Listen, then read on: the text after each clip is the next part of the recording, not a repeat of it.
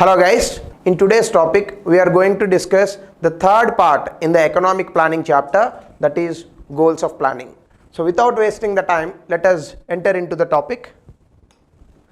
What exactly meant by a goal? Remember, all the time whenever you learn one topic, building the basics is very important for UPSC. So when it comes to the goals of planning also, in general sense, what exactly meant by a goal? A goal is a specific target, an end result or something to be desired. It is a major step in achieving the vision of the government. So if you look at this goal or the definition of this goal, it is a specific target. So what is meant by a specific target? Specific target, general target. There are two types. For example, poverty needs to be reduced. That is a general target. Poverty has to be reduced by 50% by 2024. This is your specific target. So any goal which comes with a specific target, an end result or something which is the vision of the government is nothing but goal. So when it comes to planning itself in India, in the last class also I explained you in the types of planning that in India we adopted something called 5-year plans. In the medium term planning method in India we adopted something called 5-year plans. So here we need to understand what exactly the goals we brought under the 5-year plans. But before we go into this, first let us have to understand what exactly the purpose of the 5-year plans. If you look at the first statement, after independence India was in dire conditions and we needed to start act soon. Definitely because of the Britishers' rule in India, because of the Britishers' policies in India, lot of sectors and different parts of the economy, it has gone into very bad conditions. For example, by the time we reached 1947, what exactly the population of India? It was just 35 crore. And if you look at the literacy rate of India, the literacy rate was just 16%. And if you look at the women literacy rate in India, it is just 7%. And when it comes to life expectancy at birth, it is just 32 years. Today it has been increased to 68 years. So if you look at India's conditions, whether it is social or economic conditions, India was in a very bad condition. So we were in a dire conditions, and whatever the problems that necessitated because of the Britishers' rule, they need an immediate plan. So to bring changes from negative to positive, India adopted something called 5-year plans, which were earlier followed by the Soviet Union. So we had something called vicious poverty. More than 85% of the population, they were living in villages. More than 80% of the population, they were dependent directly or indirectly on agriculture and its allied activities. There was no industrialization at all. And not only that, the foreign trade, 50% of the foreign trade in India, it was with Britishers itself. And not only that, there was a need for rapid industrialization. Why there was a need for rapid industrialization? You take any developed country in the world, without industrialization, you cannot bring this concept called development in the economy. So India was not an exception to that also. So in the year of 1947, one of the first initiatives that the government of India took under this 5-year plans was actually industrialization. So development of natural resources, how much natural resources you have, that is a different point. How efficiently you are using that natural resources, that is what exactly matters. So when it comes to this development of natural resources, you need to have a concrete plan as part of your policy making. And when it comes to capital deficiency and market imperfections, so these market imperfections and capital deficiency, they were the features of Indian economy at the time of independence. What exactly meant by capital deficiency? If you don't have capital to set up the industries, that is called capital deficiency. Market imperfection means whatever the policies you are taking to transform the market, if these policies are not working when it comes to this market, then we can call it as market imperfections. And not only that, there was a huge population pressure.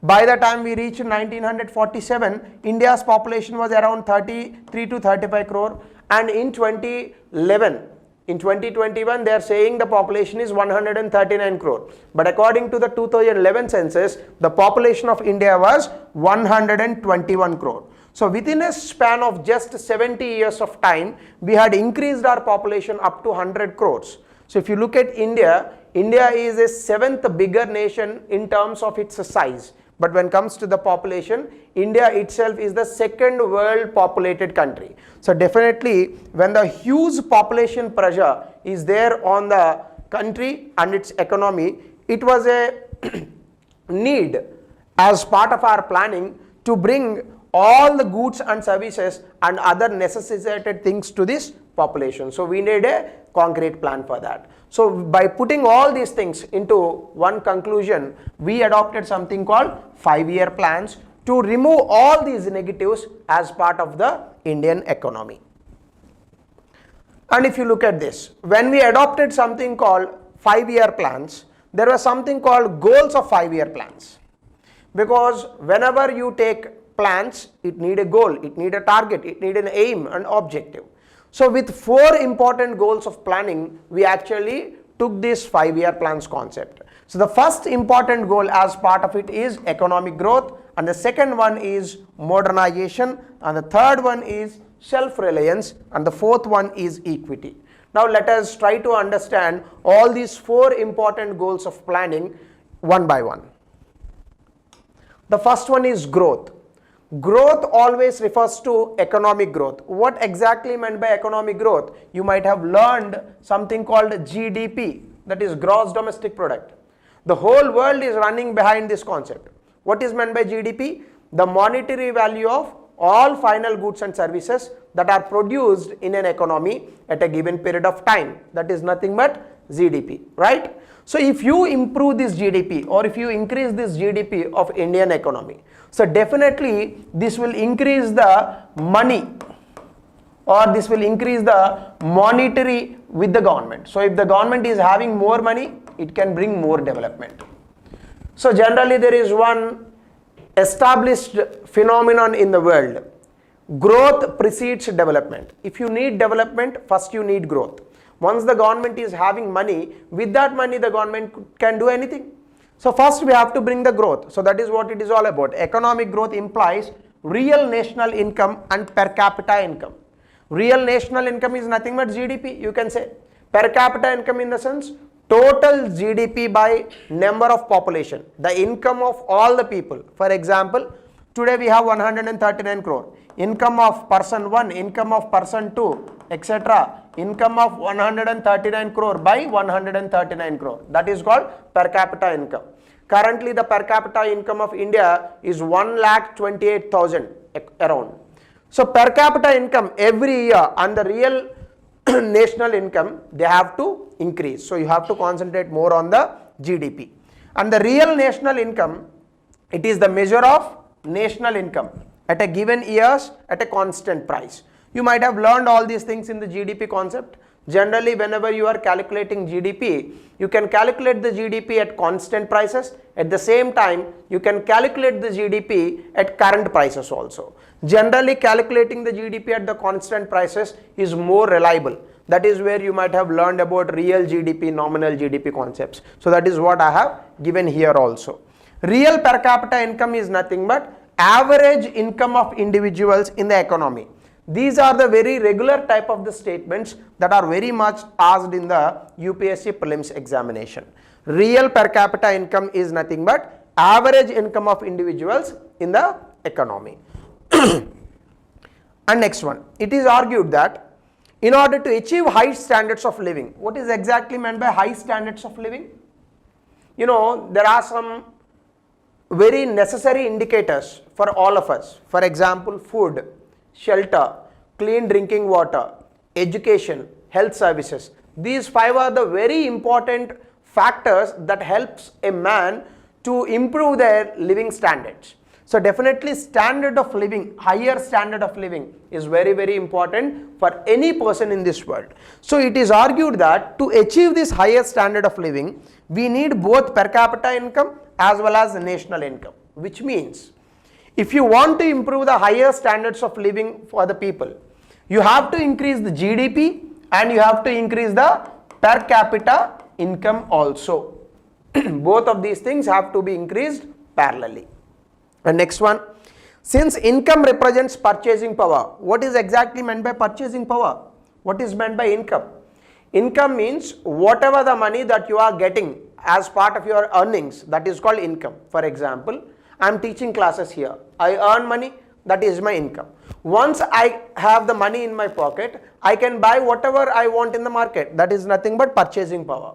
So once your income you have, then that is called purchasing power. When you have the purchasing power, increase in income will enhance the purchasing power of the people and the country also.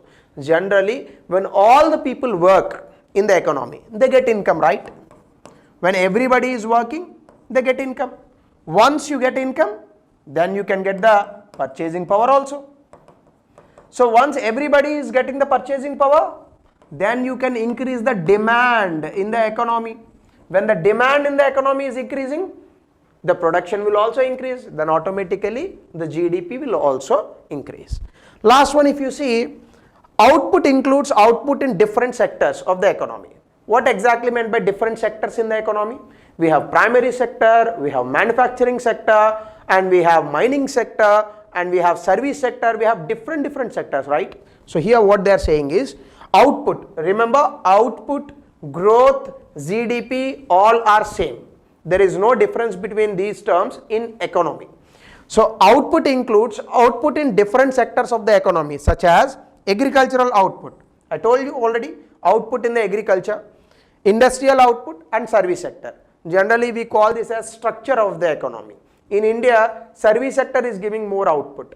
Industrial sector is next to it. Third one is agricultural sector. So GDP or output increasing means increase in output in all these three sectors simultaneously. So the goals of planning should always be increase in GDP, not only for the country but also in the different sectors of the economy. So this is your first goal of the planning. Definitely in the year of 1950 we brought the planning commission. In the year of 1951 we brought the 5-year plans for the first time in India. By the time we reached 2014, Narendra Modi government has cancelled or simply replaced the planning commission with Niti Aayog. In that case, the journey of the planning commission held between 1951 to 2014. In this particular span of around 70 years of time, approximately, definitely economic growth as part of one of the goals of the planning has really achieved by the planning commission and the 5-year plans itself. So in the first goals of the planning, we have achieved this goal. We have achieved this goal without any doubt. So let us move to the second one, modernization. So what is meant by modernization? Bringing new techniques as part of your production. So Britishers, when they left India in dire poverty. We had a huge poverty. Why? Because Britishers took everything from us, not only Kohinoor, but they took everything from us. And we had a underdevelopment by the time we reached independence. And due to the historical reasons, the Indian economy, they couldn't rise from its traditional level of functioning. What is exactly meant by traditional level of functioning? Traditional level of functioning is nothing but we dependent more on agriculture sector, right? That's why we call India as an agrarian economy.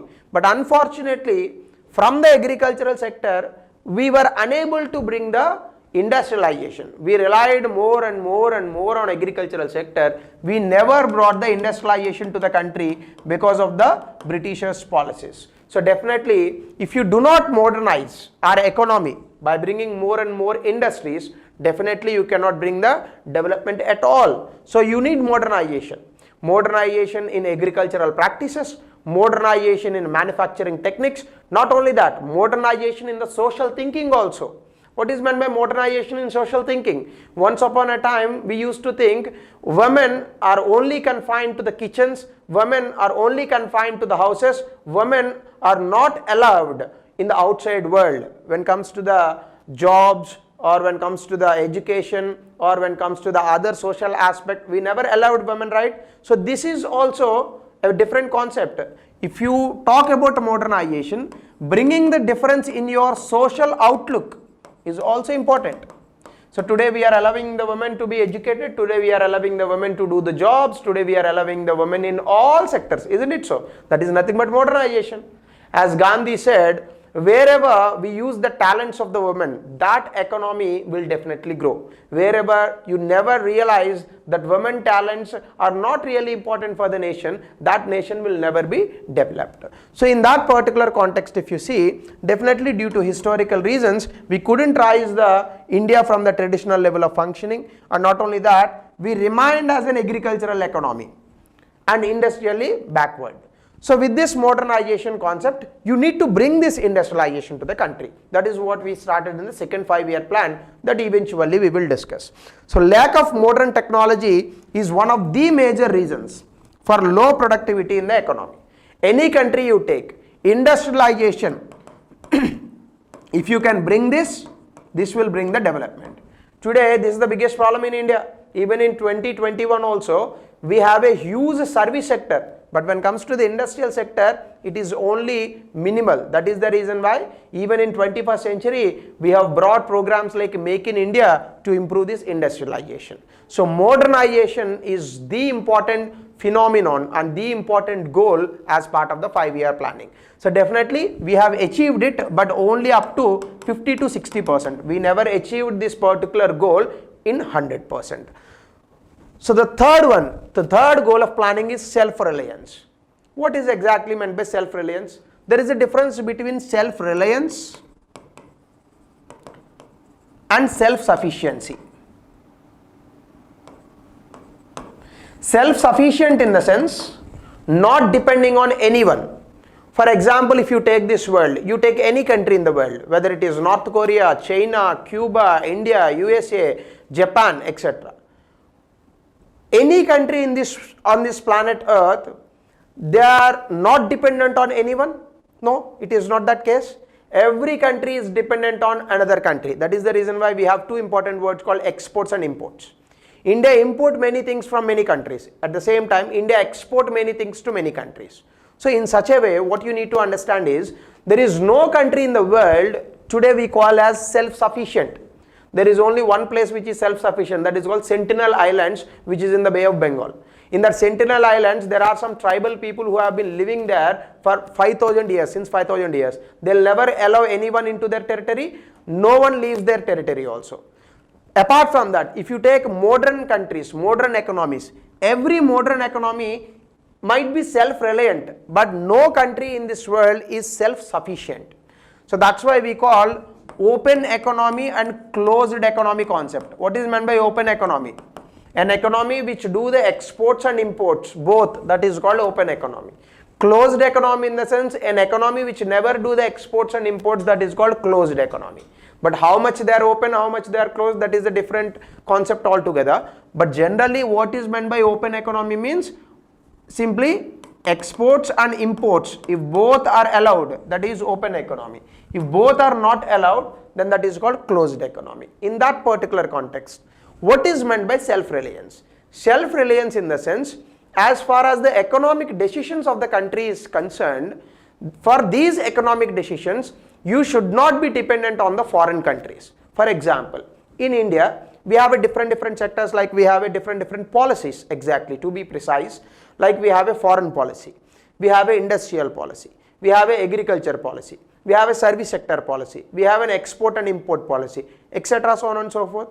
For all these policies, we, the Indian government, it is dependent on Indians or it is dependent on other countries. Definitely we can say we are not dependent on any country. We are dependent on our own, isn't it so? In that case, India is a self-reliant. So self-reliance in the sense, a developing nation has to promote the economic growth with their resource. It should not be dependent on anybody. An economy has to reduce the dependency of foreign countries for import of food items, technology and capital goods. Of course, I can't say today we are not importing any technology, but as far as the food items are concerned, capital goods are concerned, India is not dependent on any country. Whatever the food items that we have, they are sufficient to feed our people. whatever the capital goods that we are producing as part of our industries, they're sufficient for our nation. Of course, you can import from other nations. That doesn't mean you are dependent on them. Maybe to eat some varieties like Washington apple, you can bring the Washington apples from Washington, but that doesn't mean that apples are not available in India. In Shimla, we have huge production of apples. What exactly I'm saying as a conclusion point is, for food security, India is not dependent on anybody. For capital goods, India is not dependent on anybody. For basic technological concepts or basic technology, India is not dependent on anybody. So today we might be doing some exports and imports. That is, we are doing for an extra effort. But as far as the food security is concerned, once the green revolution became successful in India, definitely India is not at all dependent on any country for its food requirements. Earlier, before 1965, definitely we were dependent on countries like United States of America. We used to import huge wheat from the United States of America because of lack of food grains in our country. But once the green revolution was started in this country, the food security, we became very good when it comes to the food security, and we have produced enormous, huge amount of the food grains. Today around we are producing 470 million tons of food grains. We are not dependent on anybody. Even we are exporting the food grains to the other countries. So definitely India achieved self-reliance in these two aspects, that is capital goods and food items. For basic technology we are not dependent on anyone, but some higher technologies definitely we are dependent on other countries. So this is your third goal. And the fourth goal is equity. So sometimes you people might be confused with what exactly meant by equality and what exactly meant by equity. So to remove that confusion and vagueness in you, I have brought this diagram. So equality is different, equity is different. Treating everyone equally is called equality. Let's think he is a rich guy. Let's think he is a middle class. Let's think he is a poor guy. You see, for rich guy, you are giving the same advantage. For middle class guy, you are giving the same advantage. For poor guy, you are giving the same advantage. So they stay as rich, middle class and poor. Let's say this is the advantage given by the government. Even after giving the advantage to the government, still you cannot remove the inequalities among these three. So rich stayed as rich, middle class remained as middle class, poor remained as poor. So equality concept is treating everybody equally. That might be rich, or that might be poor, or that might be middle class. That is called equality. But equity means treat the people so that you can bring the equality among all these one. You see, everybody is equal now. You are not giving any advantage to rich guy. You are giving some advantage to middle class. You are giving more advantage to these people. You see here, when it comes to the equity, for this rich person, we are not giving any advantage. For this middle class person, we are giving some advantage. Whereas when it comes to this poor guy, we are giving more advantage. So that we brought all these three people equals. So we removed the inequality in the society. So equity means removing the inequality in the society so that we can make the society egalitarian. Egalitarian in the sense equal society. Everybody will become equal. So equality is not a good concept. Equity is a better concept when compared to equality. So if you think like, have we achieved this goal? So definitely I would say we haven't achieved this goal. We are trying our best. We might have brought some downtrodden people to the middle class and some middle class to the people to the rich class, but still in this country, in this 21st century, there are n number of people who are still remained as the poor and downtrodden. So fourth goal, definitely we can say we have failed in achieving this fourth goal. So these are all the goals of planning. So when it comes to prelims question, what was the trend of prelims question earlier when it comes to these 5-year plans was this: which among the following are the short-term objectives? Identifying the keywords in the question is very important. Control of inflation, it was one objective. See, short-term objectives in the sense you find out which are the long-term objectives. So you know already what are the 4 long-term objectives. So if you know long-term objectives, whichever not the long term objectives, all are short term objectives. So this is a short term objective. Rehabilitation of refugees, we never studied this as part of our goals of planning. Defense development, again we never studied this as part of our planning. But industrial development, I told you, modernization. So this is a long term objective. So in that case the answer is, which of the following above statements are correct? So the answer is 1, 2 and 3. So likewise you have to practice more questions. So this is the end of this class. We have completed these goals of planning. We will again meet in the next session. Thank you.